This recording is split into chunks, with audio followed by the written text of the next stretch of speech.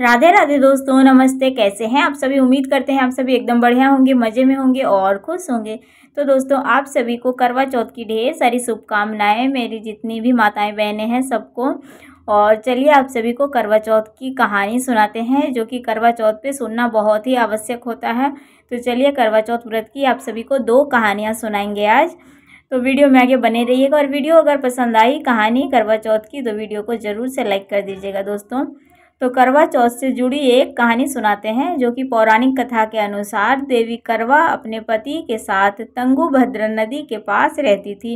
एक दिन उनके पति नदी में स्नान करने गए थे, और स्नान के समय मगरमच्छ ने देवी करवा का पति का पैर पकड़ लिया और वह उन्हें नदी में खींचने लगा। मदद के लिए पति अपनी पत्नी करवा को पुकारने लगे। पति की दर्द भरी पुकार सुनकर करवा दौड़कर नदी के पास पहुंची, और पति की रक्षा के लिए उसने तुरंत एक कच्चा धागा लिया और कच्चा धागा लेकर मगरमच्छ को पेड़ से बांध दिया। करवा के अस्तित्व के कारण मगरमच्छ के एक कच्चे धागे में इतनी शक्ति थी कि वो मगरमच्छ थोड़ा सा भी हिल भी नहीं पा रहा था। लेकिन अभी भी करवा के पति और मगरमच्छ दोनों के प्राण संकट में थे। तब करवा ने यमराज को पुकारा और अपने पति के लिए जीवन दान देने और मगरमच्छ को मृत्यु दंड देने की प्रार्थना की। करवा के कहने पर यमराज पधारे और उन्होंने कहा कि मैं ऐसा नहीं कर सकता, क्योंकि मगरमच्छ की आयु अभी भी शेष है और तुम्हारे पति की आयु अब पूरी हो चुकी है। इस बात पर करवा को क्रोध आ गया और वो बोली, यदि आपने ऐसा नहीं किया तो मैं आपको श्राप दे दूंगी। करवा के क्रोध को देखकर यमराज ने मगरमच्छ को यमलोक भेज दिया और उसके पति को जीवन दान दिया। कहते हैं करवा चौथ के व्रत में सुहागन महिलाएं अपना करवा माता से प्रार्थना करती है कि हे करवा माता, जैसे आपने अपने पति को बचाया था वैसे ही मेरे सुहाग की भी रक्षा कीजिएगा। तो दोस्तों, ये थी करवा और उनके पति की कहानी, कैसे उन्होंने अपने पति की मृत्यु से रक्षा की। तो चलिए अब सुनाते हैं आप सभी को दूसरी कहानी करवा चौथ की, जो कि साहूकार से जुड़ी हुई है। तो बहुत समय पहले की बात है। एक साहूकार के 7 बेटे और उनकी एक बहन थी करवा। सभी 7 भाई अपनी बहन से बहुत प्यार करते थे, यहाँ तक कि वो पहले खाना भी उसे ही खिलाते और बाद में स्वयं खाते थे। एक बार उनकी बहन ससुराल से मायके आई हुई थी। जब शाम को भाई अपना व्यापार व्यवसाय बंद कर घर आए तो देखा उनकी बहन बहुत व्याकुल थी। सभी भाई खाना खाने बैठे और अपनी बहन से भी खाने का आग्रह करने लगे, लेकिन बहन ने बताया कि आज उसका करवा चौथ का निर्जला व्रत है और वह खाना सिर्फ चंद्रमा को देखकर और उसे अर्घ देकर ही खा सकती है। चूँकि चंद्रमा अभी तक नहीं निकला था, इसलिए वह भूख प्यास से व्याकुल हो उठी।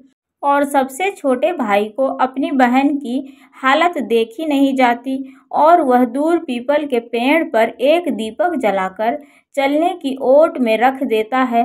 दूर से देखने पर वह ऐसा प्रतीत होता है जैसे कि चतुर्थी का चांद उदित हो रहा हो।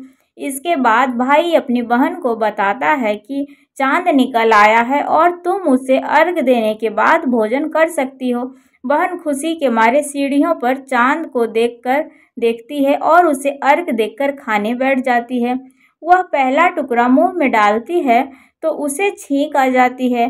दूसरा टुकड़ा डालती है तो उसमें बाल निकल आता है, और जैसे ही उन्होंने तीसरा टुकड़ा मुंह में डालने की कोशिश करती है तो उसके पति की मृत्यु का समाचार भी उसे मिलता है और वह बौखला जाती है। तब उसकी भाभी उसे सच्चाई से अवगत कराती है कि उसके साथ ऐसा क्यों हुआ। करवा चौथ का व्रत गलत तरीके से टूटने के कारण देवता उनसे नाराज हो गए हैं और उन्होंने ऐसा किया है। सच्चाई जानने के बाद करवा निश्चय करती है कि वह अपने पति का अंतिम संस्कार नहीं होने देगी और वह अपने अस्तित्व से उन्हें पुनर्जीवन दिला कर रहेगी।